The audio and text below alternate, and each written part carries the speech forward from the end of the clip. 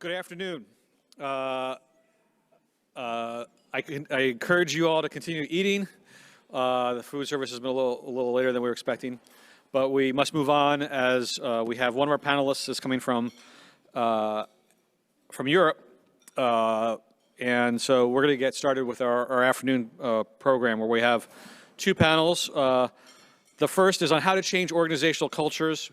This should not just be a one-time thing of oh wow, we've got a problem this year. Organizational change, as we will appreciate over the next several years, is a long time. It's something that's been coming for a long time, and it's going to take a long time.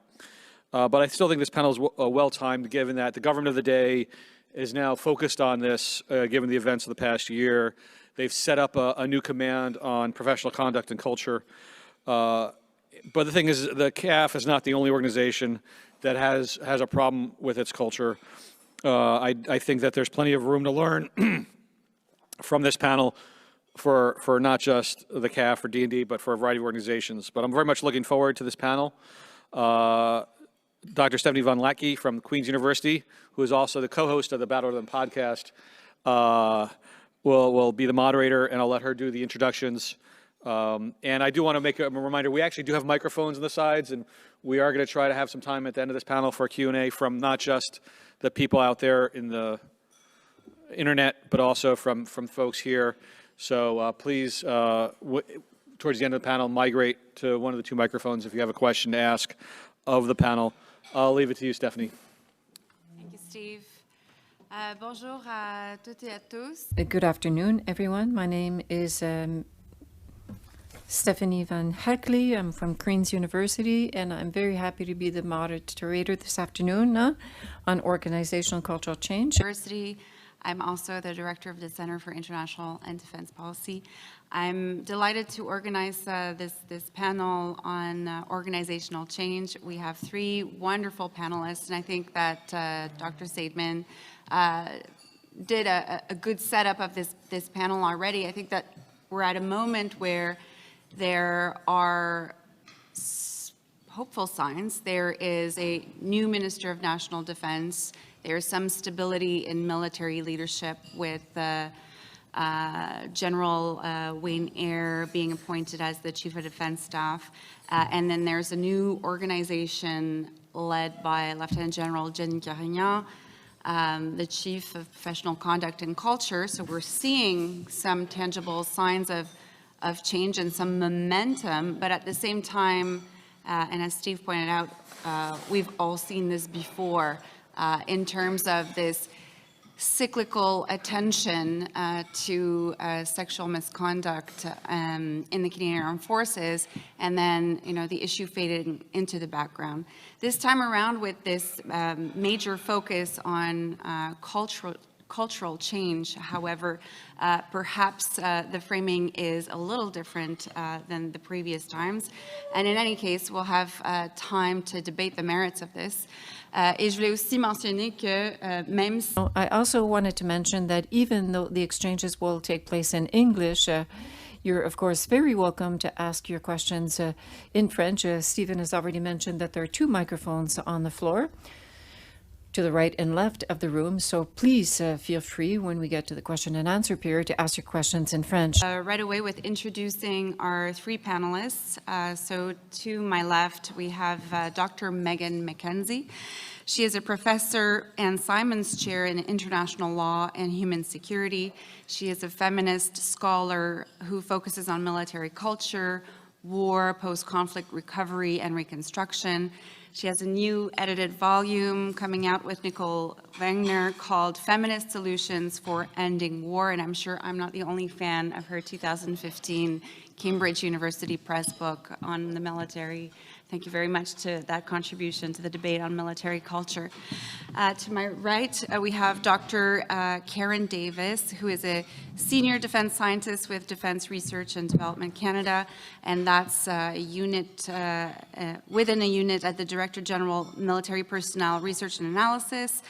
Dr. Davis has published on military culture, gender, and diversity.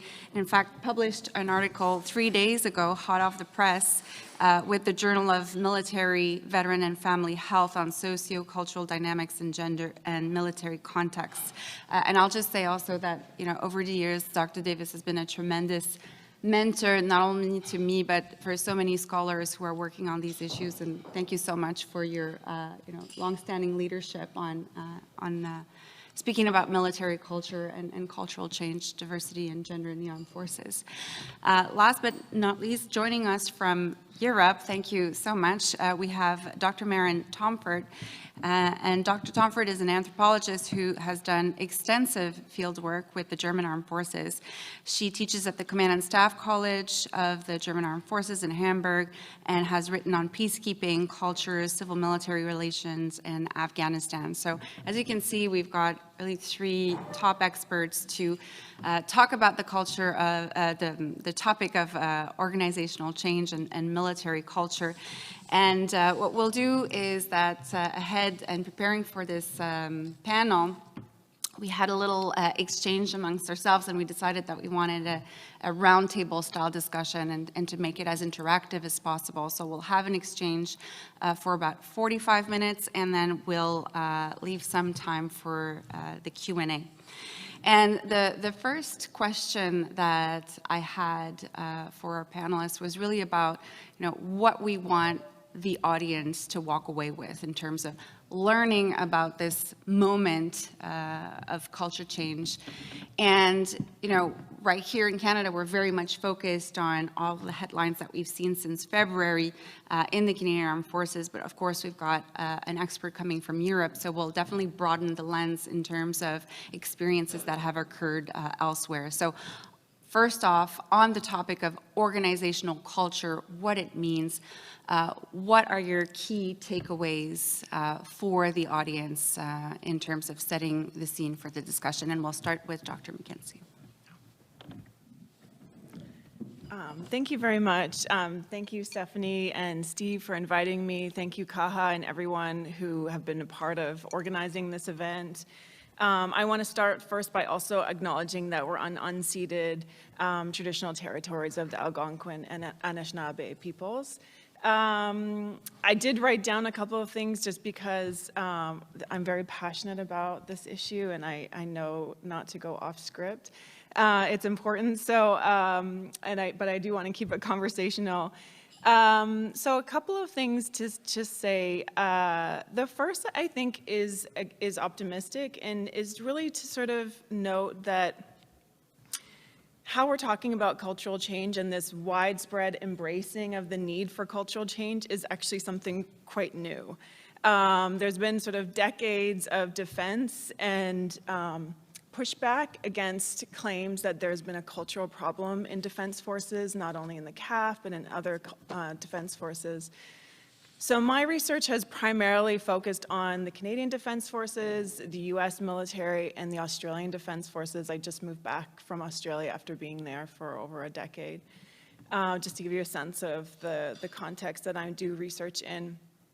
And so there's been sort of this long-standing denial of that culture was an issue, despite victims and advocates pointing to this as a potential problem. And in fact, there's also been a long-standing claim that culture was one of the best assets of the defense forces, that there was this distinct, positive, and honorable aspect of culture that needed to be protected. And so we know that minorities, women, racialized individuals, gay, lesbian, queer service members, Indigenous service members have been pointing to a toxic and problematic culture within the forces for decades. So we do have this really positive shift in away from framing dysfunction and misconduct as a bad apples problem to an embracing of talking about the need for cultural change, and that is something to note. So I'm somewhat optimistic by that shift, but I do think it's important to say that, look, we can all in this room agree that cultural change is necessary, but we all will probably define cultural change differently. And that's an important distinction. Cultural change is very rarely defined. And it's concerning because in that sense, culture change can become a rhetoric. So for years, especially when it comes to sexual misconduct, one of the projects I've been a part of is looking at 30 years of media coverage of sexual misconduct in 3 countries. So that's why I've been called to do a lot of media lately. My research has become very important to the to Canadians recently. And for decades, after every high-profile incident, there'd be a mantra of zero tolerance. So you can map out 40-some declarations from military leaders or defense leaders pointing to zero tolerance as a rhetoric. And we actually you can map the shift from zero tolerance to the need for cultural change very clearly. And so my worry is that we need to make sure that this doesn't become a rhetoric. And so I think the antidote, just to end, is really to be more clear about what cultural change is about and for. And the root problem that initiated these discussions of cultural change, of course, is sexism, racism, homophobia, abuse of power. And so I think it's important not to disconnect discussions of culture change or sanitize discussions of cultural change and move them away from the cause of those, and also not to assume that cultural change discussions for some people think, well, it's going to be a few leadership workshops, or there's a certain version of cultural change that can be very disconnected from addressing sexism, racism. So I think if we fail to sort of connect those two, then it can become a rhetoric. And so that's my main concern, is just to keep that on the agenda. And just out of curiosity, what are the 3 countries you're comparing? Presumably one of them is Canada? Yeah, so Canada, Australia, and the United States, yeah. Excellent. I'll turn next to Dr. Davis. Okay, yeah, so great introduction, Megan, great overview of what's taken place over several decades. I've lived through all of that, including throughout the 1990s with the first significant, what we would now call cultural challenges in the Canadian military, stemming from incidents in Somalia, of course, and the Canadian Human Rights Tribunal in 1989, integration of women. So a lot of the work that I've done over the years did have a focus, first on the introduction of women, and then more recently, looking more broadly at the institution as fundamentally a gendered institution. And I would agree with Megan in this current context as we move towards significant effort for change and significant commitment on the part of leadership. There's a much broader framing of what culture change and culture means in the Canadian military, including broad recognition of the intersections and importance of sex, gender, race, ethnicity, those social and cultural identities, and also the impacts of all of those relationships on culture. The piece that, and again, gender is still embedded in that analysis, but now the struggle is to how do we incorporate all of those different perspectives? You know, as Megan said, different people will think cultural is something different. When we're trying to understand what it is, there are multiple perspectives on what culture is. So typically the challenge that I've been given as an applied researcher in the department in the last few years in response to sexual misconduct and the current culture change is how do we measure culture? How do we monitor culture? How do we know when it has changed? Because in past iterations of culture change, there have been assumptions that we have changed. And those assumptions were broadly made after a few initiatives in the first few years. A few resources would be thrown at the problem. As Megan mentioned, some training, that sort of thing. And so a discourse would develop, a narrative would develop across the institution, accepting that the change had taken place. So driven by leadership, espouse narratives of inclusion, diversity, all of those things, but then sit back after a few years, stop paying attention, and then we end up in the press again, right? So this time around, there's a concerted effort to bring all of the stovepiped issues together. So we started out looking at sexual misconduct in 2015, and now challenged with bringing all forms of misconduct across the military into an umbrella through which we can understand it as an integrated part of a whole. And so in terms of what I like people to know about culture, I still believe it's a fundamentally gender-based culture, and that doesn't mean it's about women and men as sort of a dichotomous, gender is not about women. I think it's a gender-based culture more broadly. And integrated with that, there's an increasing acknowledgement, if not shift yet, that we also need to understand the intersections of colonization and the impacts on a lot of, future Canadians and, some serving members already. So one of the things that, we're trying to think about as we think about what culture is, past initiatives were focused on changing individuals, making sure leaders understood how to lead, diverse teams, that sort of thing.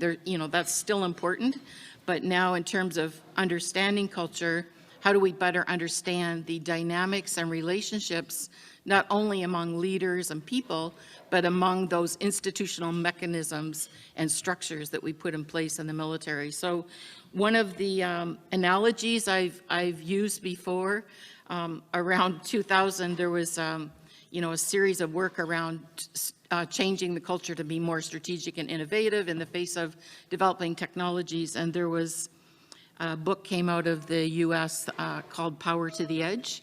I don't know, some of you in the room may remember it. It was technology-based, but it was basically challenging the notion that technological power was focused in the center, in headquarters, in security organization, and that to be successful operationally, that power needed to shift to the edge somehow. So I've picked up on that analogy, and I would challenge people to think about how that fits in a cultural context when we're talking about people and structures and policies and that sort of thing.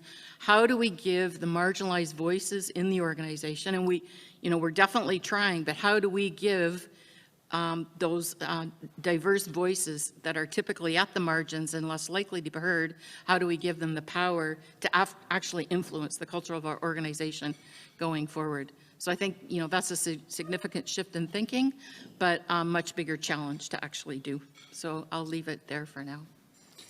Thank you so much. And you mentioned institutional mechanisms for change, and we'll come back to that in a moment because I think that's very important. But let's first turn to Dr. Tomforde to contribute to that first question.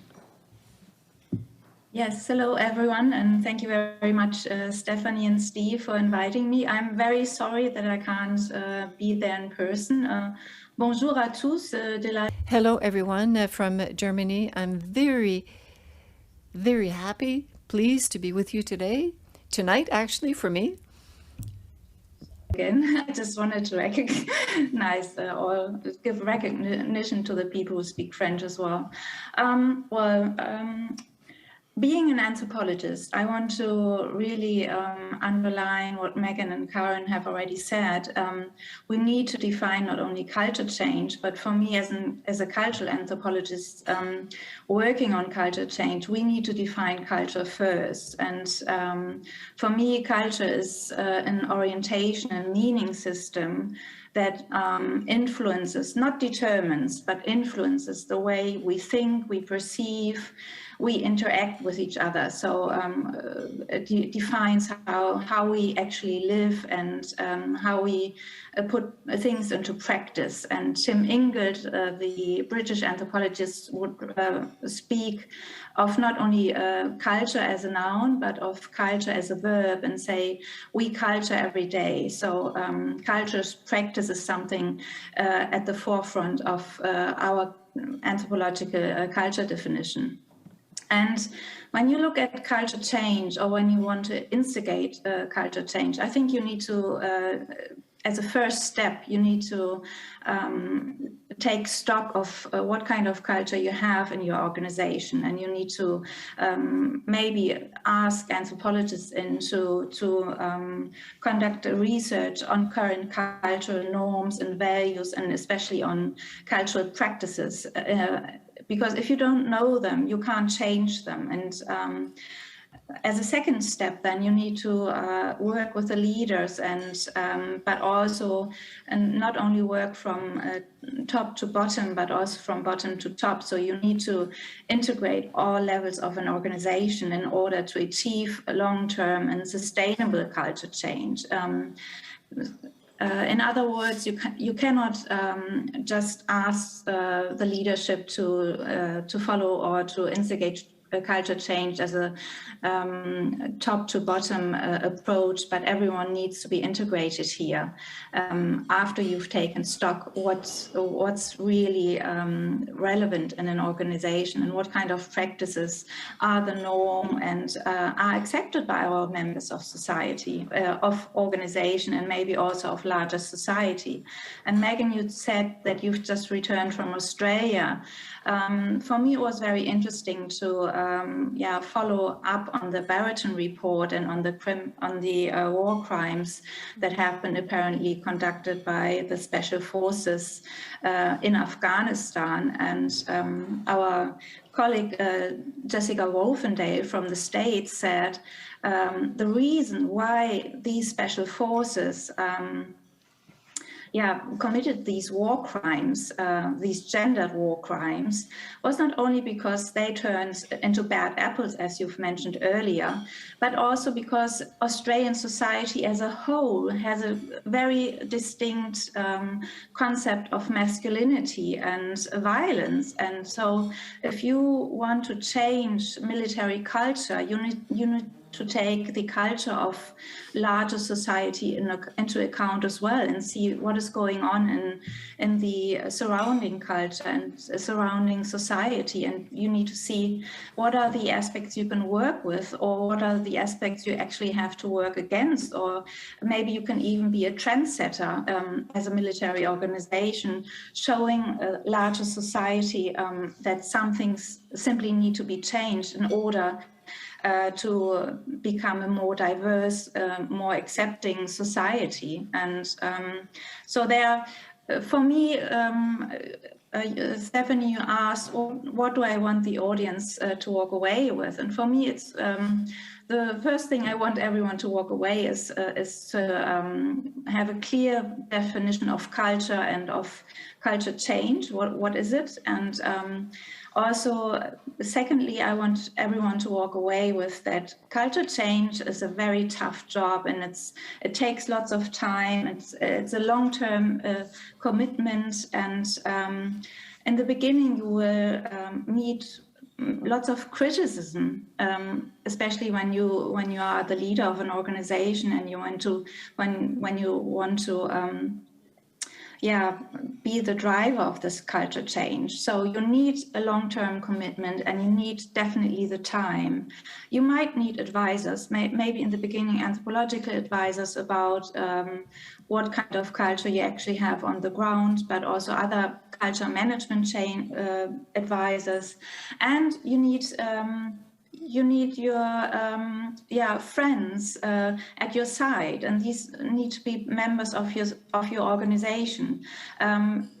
In other words, you need cultural brokers. You need those who are with you, who are as convinced that culture change is necessary as you are.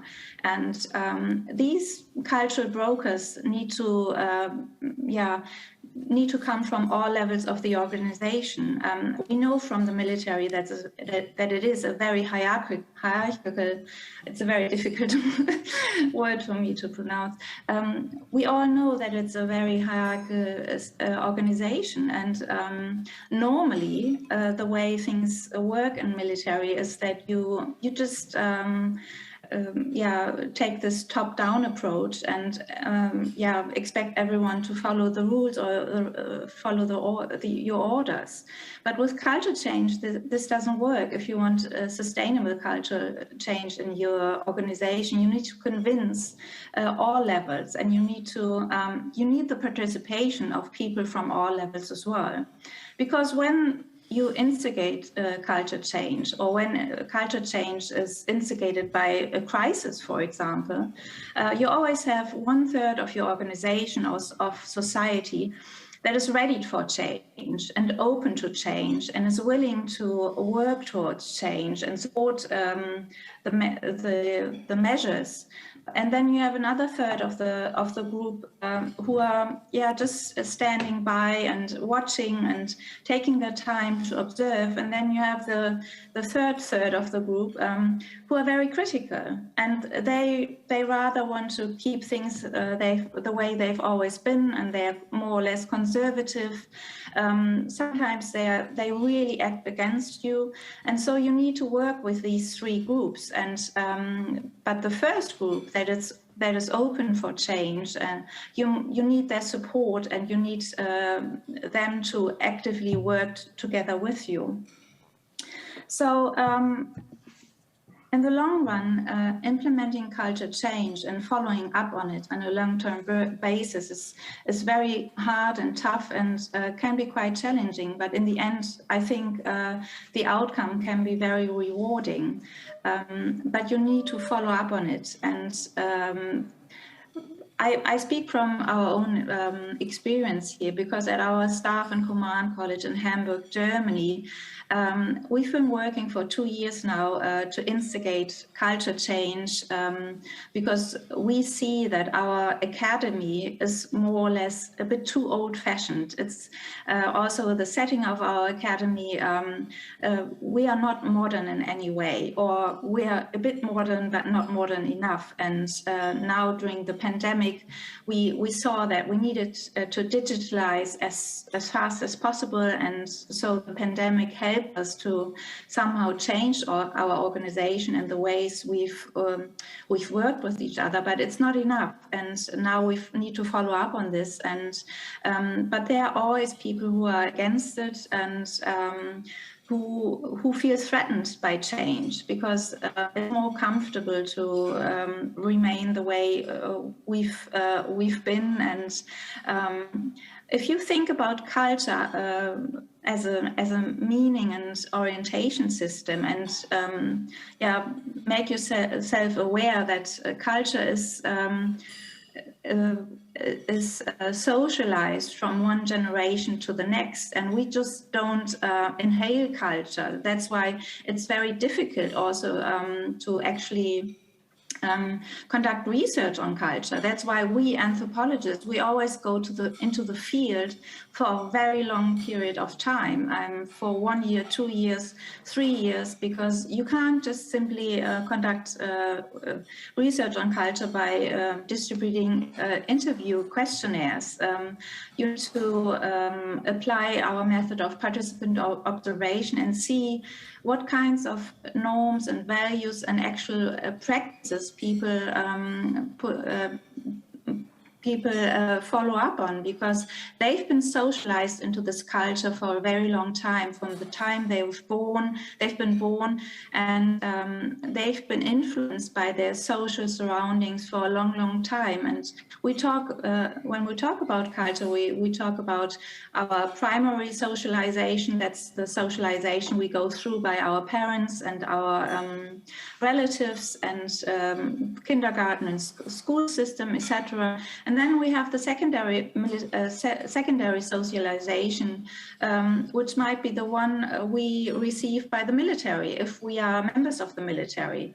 And this takes another period of time to grow into this kind of military culture. And when I talk to my students, who are all officers, they say, actually for them, military socialization, or getting used or learning how military culture works, never ends. So they say even if they've been with the military for many years, or even more than a decade, they say that they never stop learning about military culture, about the military organization. And of course, it influences how they act, how they put their behavior into practice. And in order to change this kind of socialization that people go through, not only when they are with their primary group, when they are with their family and relatives and their friends, but also when they are in their military environment, to change the socialization actually takes time and lots of work, and it also needs quite a bit of convincing to let go of old habits, because it somehow questions people, or it might lead people to question their identity, because culture and identity, they are actually two sides of the same coin. And if we tell people you need to change your culture, or you need to change your social cultural conduct, then we tell them you actually need to change your identity, and that can be quite threatening. So you must be very, very convincing when you as a leader or as an organization say, okay, we need to change our culture. You need to have a quite prominent reason to do so. So yeah, I'll stop here. Thank you. Thank you. Those were great comments. And I think that certainly you have to be very convincing in an environment where there's a lot of uncertainty. And it's that uncertainty that's incredibly difficult to manage, I think, for the members of the organization, because there are some short-term signals of change and certainly some a vision that's articulated by leadership. But then we know that this is a long-term project. So there's a bit of tension between what needs to be done in the short term and this impatience for action and new policies to take hold. But at the same time, this is a long-term kind of game where that broad buy-in needs to be built, and not just unidirectional from the top down, but also from the bottom up. So very important comments from all three panelists. I think another takeaway for folks in the audience is the importance of definitions and of definitional clarity when it comes to talking about culture change in the military. And also this dimension of, the military, has experienced sexual misconduct, and this is linked to its broader culture. And then how different that is from the rest of society. And this is where I want to go with the next question, because there's this camp that views the military as a unique institution, and certainly we can argue that there are very unique aspects to a military career, but at the same time it is an institution embedded in a broader societal context. So the next question I have, now that we've spent time thinking about defining the terms of the debate, is about the how, how the change can happen, acknowledging that there are many difficulties, acknowledging that this necessitates some short-term changes, but also long-term commitment. What are the key mechanisms and strategies for cultural change? And then, are these unique to the military, or can we borrow from other institutional contexts in order to guide the way forward? So we'll go in the same order we went earlier, starting with you, Megan. Great, thanks. I'll try and be brief, because I really want to hear some of the questions that everyone might have as well. I think one of the mechanisms for culture change that is uncomfortable is disempowering people that have been in leadership during a period of cultural dysfunction. And I really appreciated Maren's comment around you can't change a culture you don't understand. And I think we're still trying to understand cultural dysfunction, not only in this institution, but in other institutions. Existing leaders are rarely equipped to instigate and initiate culture change precisely because they've been at the helm of a dysfunctional institution. And that doesn't mean that every single leader in the CAF is responsible or a problematic leader, but it does mean that existing leaders have often either been perpetrating the problem, been complicit with the problem, turned a blind eye to the problem, or have not understood the problem well. And that's an uncomfortable reality, and it is a particular problem for the military because it's a hierarchical institution. And so disempowering those in positions of power is not really the most feasible option for cultural change in a military structure. So, if you think about in academia, why exist? When we teach, sometimes we'll flip the classroom, right? To get students to sort of raise their questions and lead the discussion with the understanding that, they're best placed to raise questions and to sort of tell us what they don't know or what they need to know. And standpoint feminists, also Black feminists in particular, have said that if we want to know how power operates, we need to talk to those who have been, marginalized, who've been discriminated against, who've historically been not listened to. And so using this argument, I would really argue that those impacted by negative culture are best placed to inform and lead cultural change. And I was really inspired by the last panel. I think just hearing, if we want to understand Islamophobia, we have to talk to those and listen to those people who are impacted daily by racism. And so this is a particular, it is so cultural mechanisms for cultural change really can't look like PowerPoints for military leaders, which is my greatest fear, that that's what this will translate into. And so I might just leave it there in the sense that I do think there is a particular kind of problem for cultural change in this institution. Thank you so much. I'm with you in terms of hoping we don't get to another PowerPoint as an outcome of this. Hi, yeah, just building on what Megan said and reaching back to my notion of power to the edge, I think absolutely that the voices of the marginalized and what we will refer to as affected persons in the Department of National Defense is incredibly important. And the leadership piece, of course, you can't do it without leadership, and but it also can't only be a top-down approach.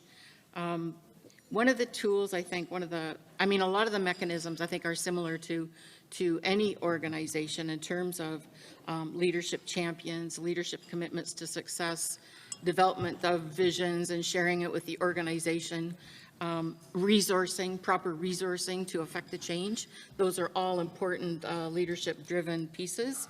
But where I think the military can be a little, where it is definitely different is, this is reaching back to things that others have written about in different contexts for several decades, but it really is about the hearts and minds of the members, right? It is an organization embedded in Canadian society, and as we've been doing qualitative research to better understand the culture, and there is a real impatience in the organization for the exercise of understanding because there is such a pressure to change.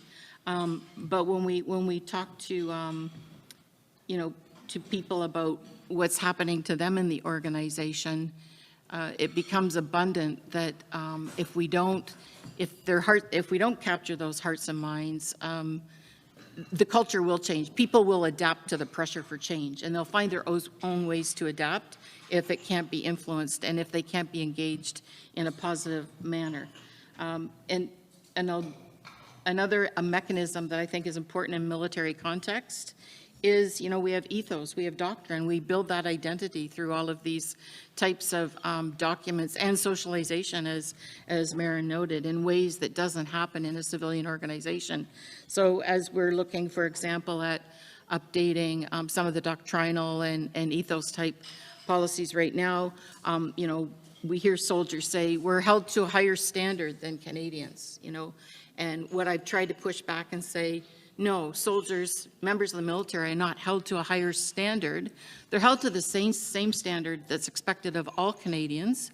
However, they are being asked to do it under very unique and challenging circumstances at times, right? So that notion of not accepting that the military is a special institution on a pedestal somehow, but yes, are differently challenged in some of the things that they have to do.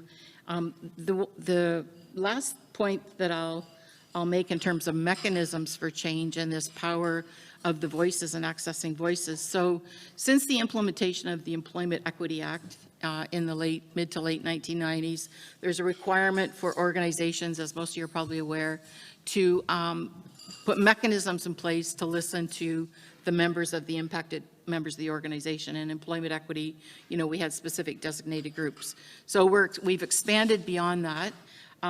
Years ago, I was a member of a couple of those advisory groups, and we had absolutely no voice or no power. What we could actually do was very much in a little box. Today, those advisory groups are expanding, so we have the Defense Team Pride Advisory Organization, for example, in addition to the employment equity groups. There's other groups that will be standing up to expand the range of voices, and they are being heard by senior leadership. And it's, using this mechanism, it's become a challenge.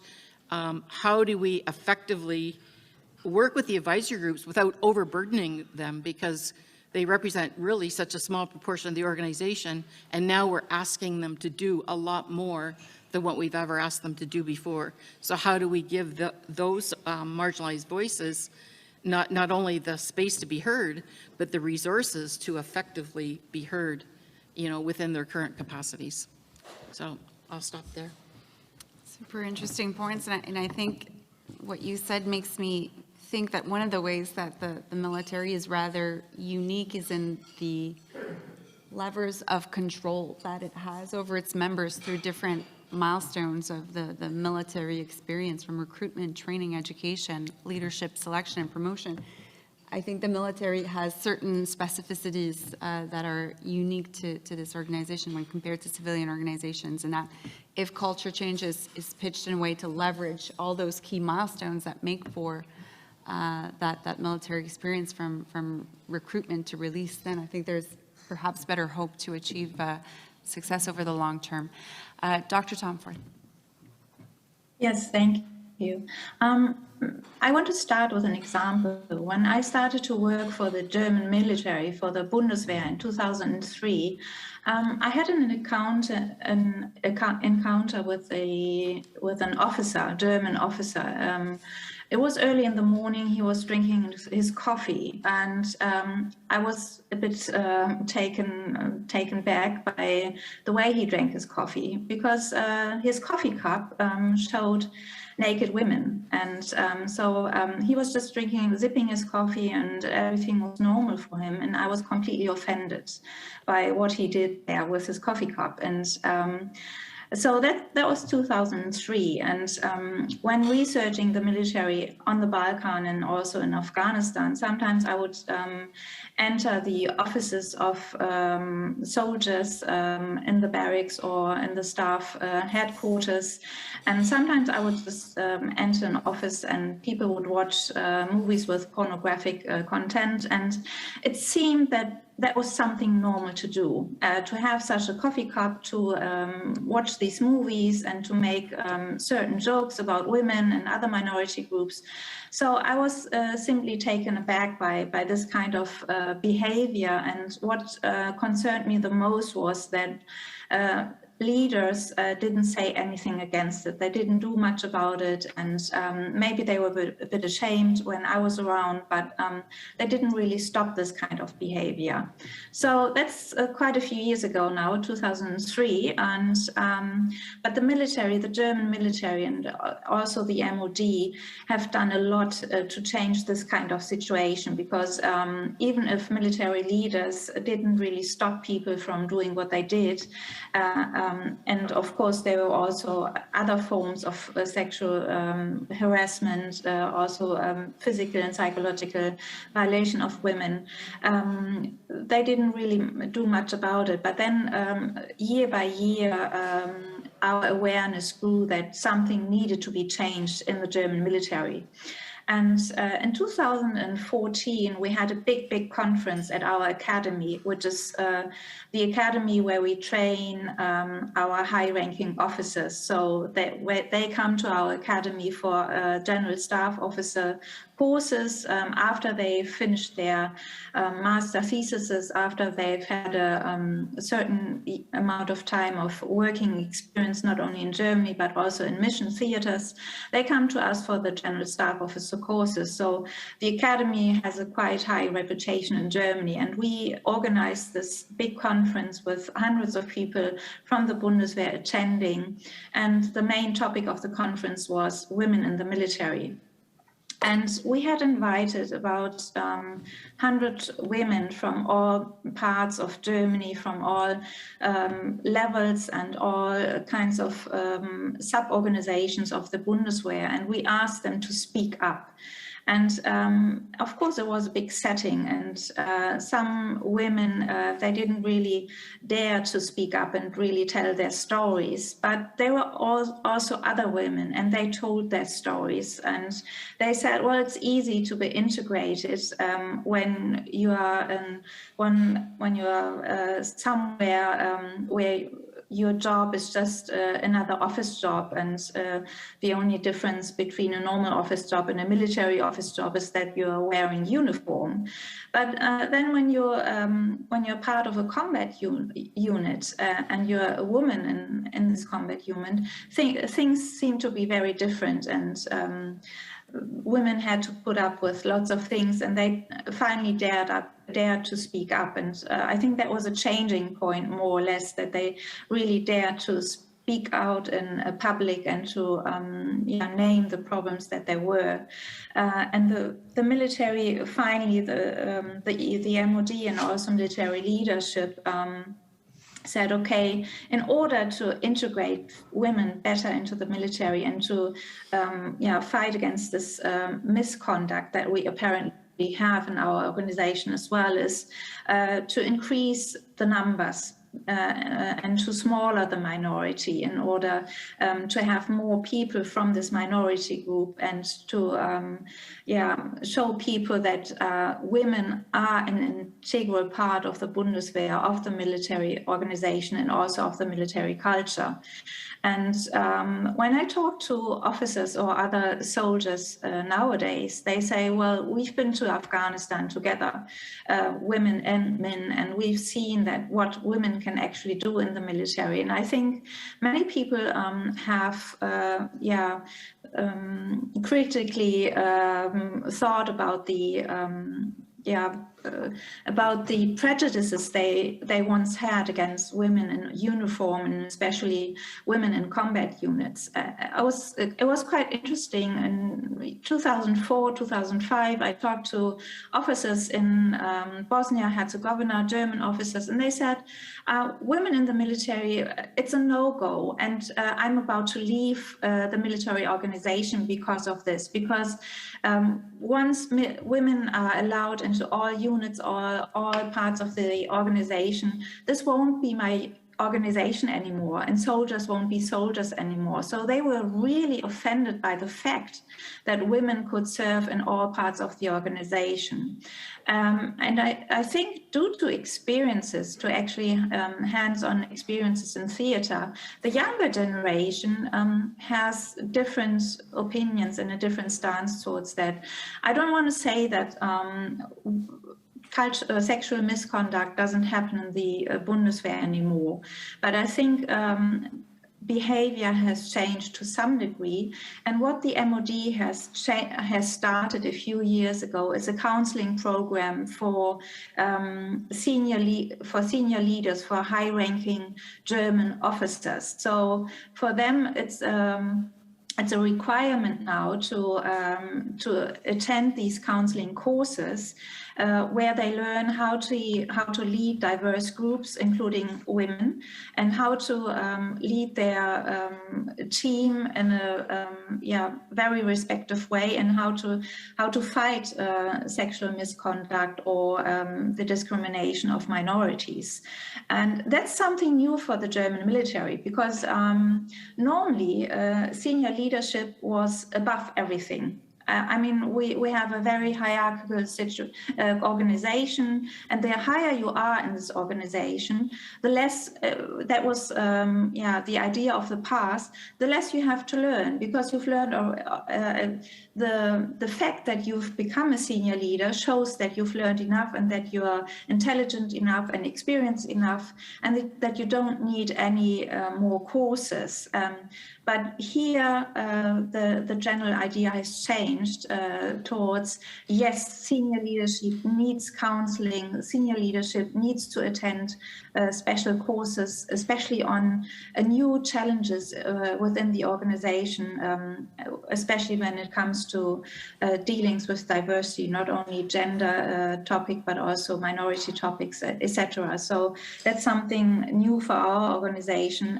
And I think it's very important to work with the high-ranking leaders, because normally they are quite risk-averse when not in combat. And I think that's quite typical, because you asked, okay, what are the mechanisms and what kind of mechanisms are quite typical for the military? I think it's quite typical for the military to be risk-averse when not in theater and when we're not in combat. So senior leaders try to stay awake from making mistakes, or from they are not very brave. They lack audacity to make mistakes, and I think we need to teach them that they need to open up and be willing to make mistakes and sometimes take wrong turns, because these wrong turns are just normal when you drive culture change in your organization, and that's a very important step that we still need to work on within the German military. Thank you.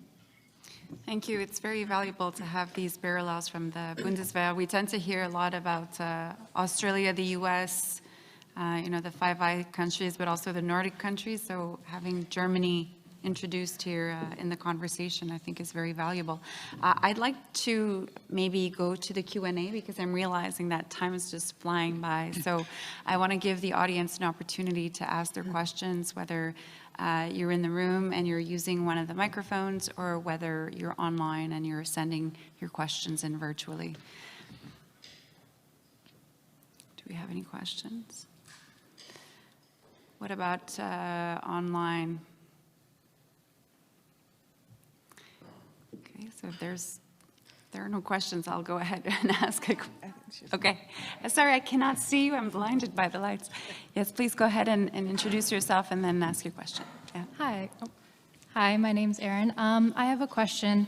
There's sometimes been critiques for looking at changing culture that ignores, I guess, systems and power. And, when you talked about the problem of defining culture, that it can mean everything and then therefore nothing. So I guess, what are the potential problems you see when we approach many issues of misconduct from simply a culture change perspective?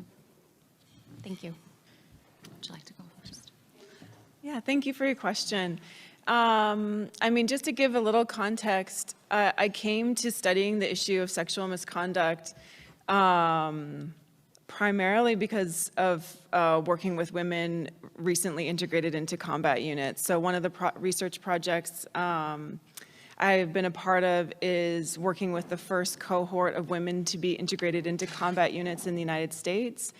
And I followed the first graduating class, some of the members of the first graduating class for the last 5 years.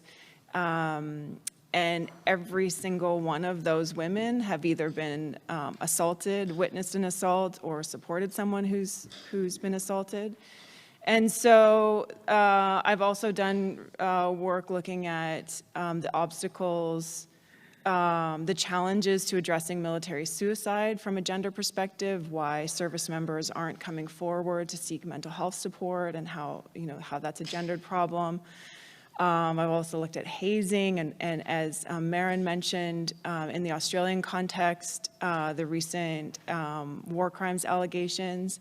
And some of the obstacles, I guess, that I've learned from all of those cases really are, well, I guess the first is really around blowback to cultural change. So I think, at least what I've learned from the US context, I think many people thought that integrating women into combat roles was going to be a silver bullet to gender equality in defense forces. And certainly for many, it opened doors and it was an important policy change. For many female service members, there's been blowback in the US. Sexual misconduct in the US has gone up significantly. And I know that some people argue that that's because there's a better environment for coming forward. But there's also other, including active duty service members, who say that the culture, there's actually been an active blowback. And there's also the fact that under the Trump administration, there was sort of an open encouragement of misogyny on a level that may have had an effect in the Defense Forces.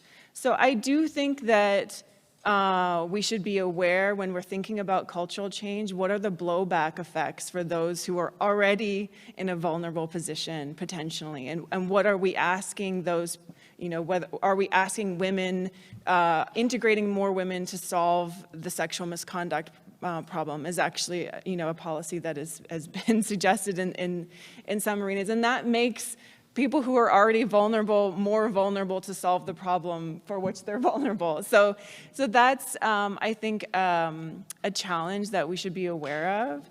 And I think, so another example related to that, in Australia, when women were integrated into combat roles, they made a strategic decision not to, and a blanket rule that there could be no media coverage of any of those first women, because they learned from the New Zealand Defense Forces that those women got so much harassment that it would actually protect them from not having media coverage. So they couldn't be celebrated, they needed to be protected. So I think that these are all the kinds of conversations that we have to be having in tandem with these broader sort of quick efforts at cultural change. Yeah, that's a really good point. Yeah, so just in clarifying the question, asking for what we see as some of the obstacles to culture change, right? Yeah. So, one of the things, certainly the gender-related challenges have, definitely have been obstacles in the past. And I take the point that asking those who are actually impacted to do the work of change is problematic. And that's where we get into the discussion of, how do you effectively empower and resource so that those lived experiences, the obstacles that we see among those in marginalized groups, their lived experiences are often what tells us that there needs to be change. So trying to facilitate the change without actually understanding those lived experiences and how they can contribute to change, it's hard not to do that. But the other thing that I think is an obstacle to change from what I've seen over several decades is the assumption that change has taken place. So we talked about the short term when there will be a flurry of activity. The language will change, the discourse will change, the narrative will change, and you'll hear people saying all the right things. So just by way of an example, I can remember in the late 1990s being finger-pointed in an NDHQ cafeteria and being fairly violently accused of being a feminist because I was, revealing things about the treatment of women in the military. Today, you hear many men in national defense identifying as being feminist and identifying with feminist objectives. So the discourse has definitely changed. But what I've seen in the past is the discourse changes and we start to talk the talk. We see some of the main behaviors start to change. And the psychologist will say, if you going back to the zero tolerance thing, if you change the behavior, the attitudes, values, and the culture change will follow. I challenge that because I think when the heat and light is removed, we have, for want of a better description, we have the politically correct behaviors at the right time.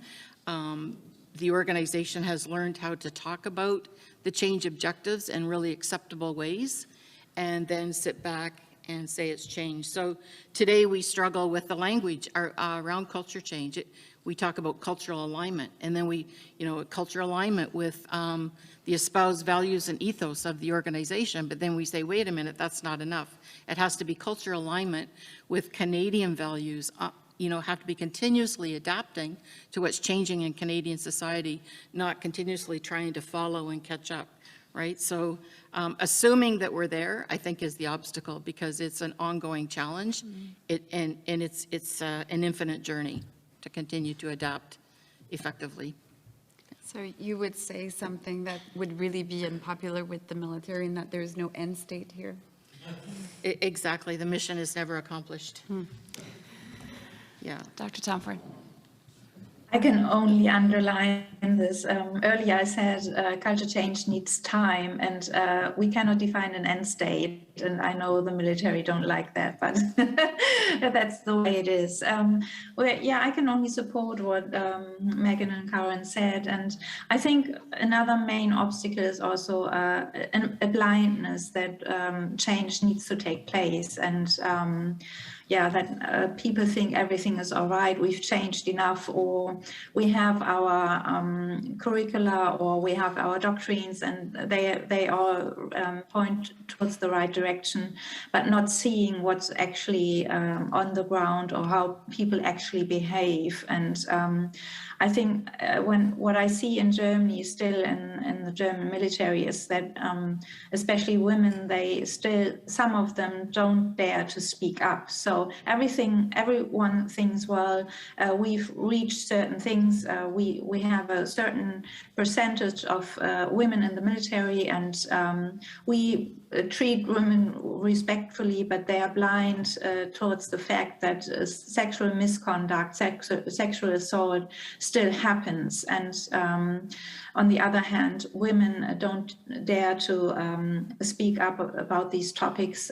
They rather talk about these problems in their small groups and their peer groups. And so leadership thinks that everything is all right, whereas when you talk to the people themselves, and we've talked about this earlier, the situation is different and points towards the need for continuous work on these issues. And yeah, I think leadership needs to be aware of that culture change is never finished, but needs to be when people want it to be sustainable, it's a long-term project. And yeah, sometimes this project changes direction, or new topics will come to this project, but we need to keep this work ongoing and openly. If not, we will fail in the end.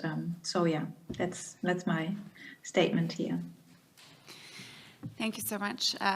There's another question in the room, and then there's a question online. So I suggest that we take both, and then we do a final round, like 2 minutes each to close up, if that's all right with you. So I'll pose the question that's online, very related to what Maren just said. How does an organization embrace and protect their change agents? So those coming forward in this moment, speaking in favor of change, how does the organization protect them? So that's the first question, and then we have another question in the room. Thank you. I just wanted to pose a question about culture change as it relates to mental health. So I know, in the military context, this is complicated because when it comes to either recruitment or folks that are already in the military, there's a consideration on, if somebody has a mental health challenge potentially, perhaps they're not suitable for combat, or they're not suitable just not even for combat, but to be in the organization as a whole. But then we also want to encourage a culture change in the sense that people are more aware of not all sort of mental health issues should be put into the same bucket. So in terms of the sort of Canadian or in other regions that you've studied, how do we encourage our leaders to take a more, balanced view of mental health, and how we can, support people who are in the military and applying to the military to come forward about challenges that they might be having, and that they would be welcomed in that, and there's a space for them in that environment. Thank you so much for the question. So we'll go around, and then feel free to address one of the questions or both of them as you see fit.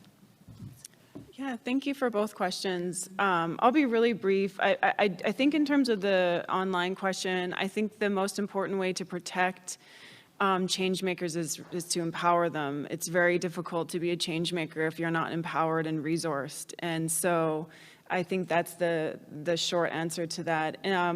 The question about mental health is such an important one. And I think you're right. The focus on deployability really makes it difficult for service members to be honest about their mental health.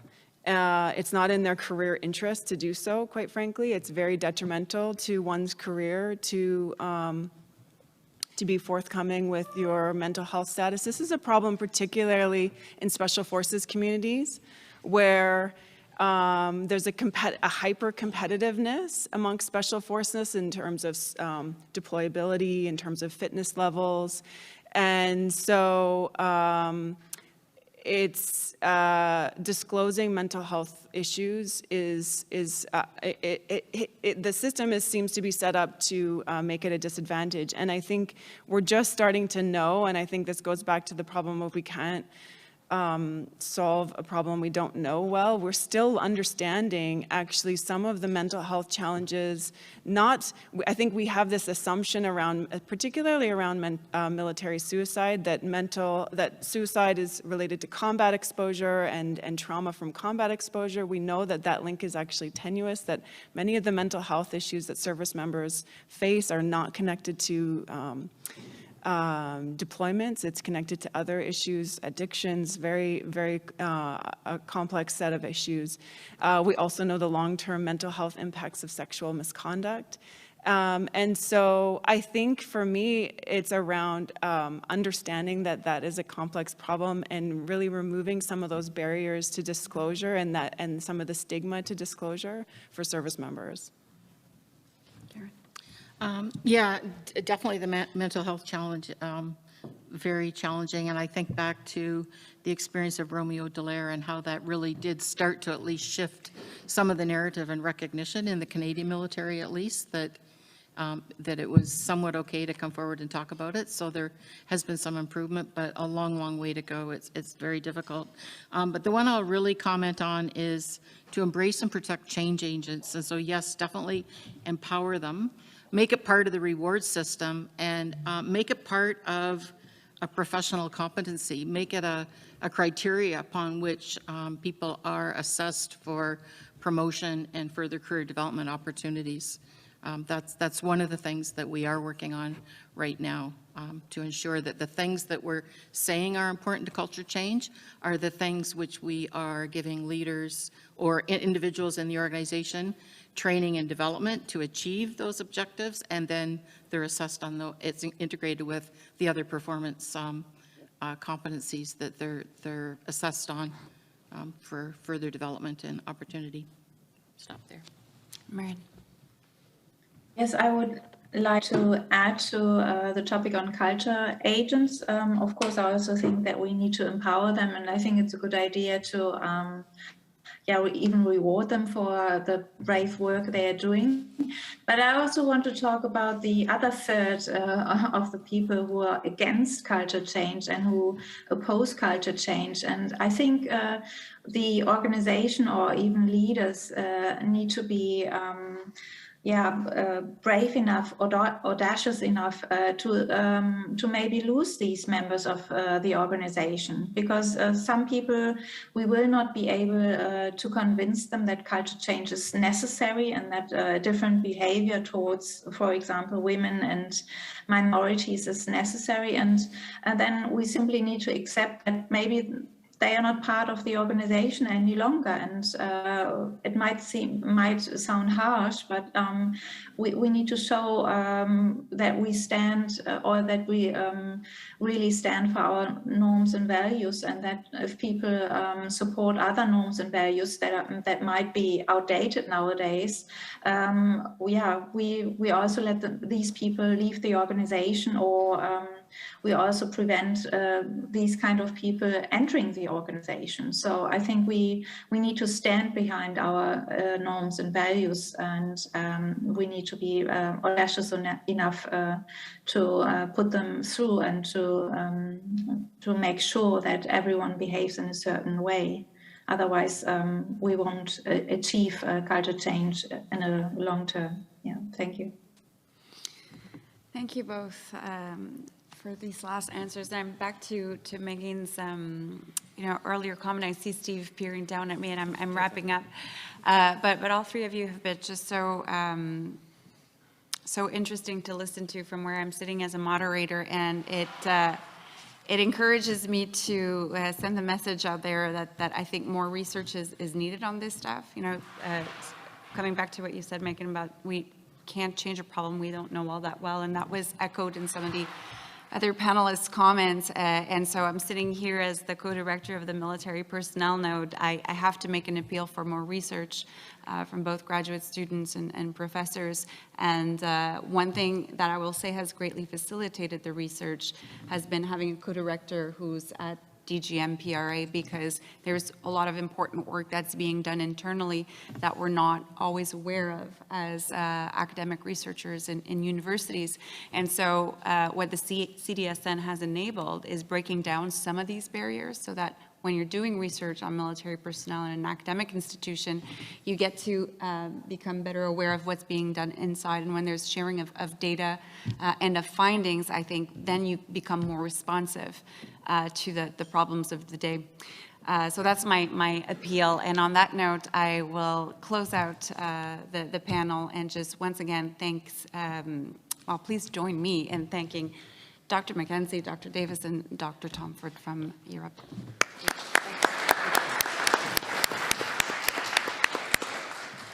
Stéfanie did an excellent job of stealing my thunder, because I was going to talk about the excellent work that you and Irina are doing at the personnel theme of the CDSN, bringing together these two different sets of researchers, because for one thing, for academics outside of the government to try to do research involving the Canadian Armed Forces, in terms of doing surveys of those people, it's very, very hard. But they are surveyed constantly by the folks inside the government. And so if we can get that data, if we can have those conversations, we can know more about it. And in part, my thoughts about this are inspired by something that Megan said on the most recent episode of the Battle Rhythm podcast. And I say this not because we get, profits into my pocket for a Battle Rhythm podcast. There are no ads for it. But always want to promote it, is that Megan and I were talking for the most recent podcast, and she talked about how, because the Canadian Parliament is very weak in its oversight, or actually doesn't think that its job is to do oversight, they don't really collect data in the same way that the American Congress forces the military to report. So we may not always be fully confident in the data the American military and the Department of Defense collects on the military, but at least we can compare it over time and have a decent sense of what's going on, whereas we have a real data challenge in these issues, because there's simply nobody forcing anybody to collect rigorous data on the challenges we face on these issues as well as others. But I want to thank Stéfanie, and I want to thank Megan and Karen and Maren for their conversation today. It was a very important panel. The government is struggling with how to deal with organizational change, cultural change, but so are other organizations. I think more than a handful of academic institutions are going through questions about how to deal with equity, diversity, inclusion, how to change their cultures to become more tolerant and inclusive. And so these are important lessons for all of us. And so I want to thank you again for your contribution today. We now have a 15-minute break for snacks and beverages over on the side. And then we'll come back for the last panel, which is on nature-induced emergency operations at home. And if I couldn't make a pitch for that being relevant last week, I can certainly make a pitch for it being relevant this week. So we'll have that conversation in 15 minutes. Thank you.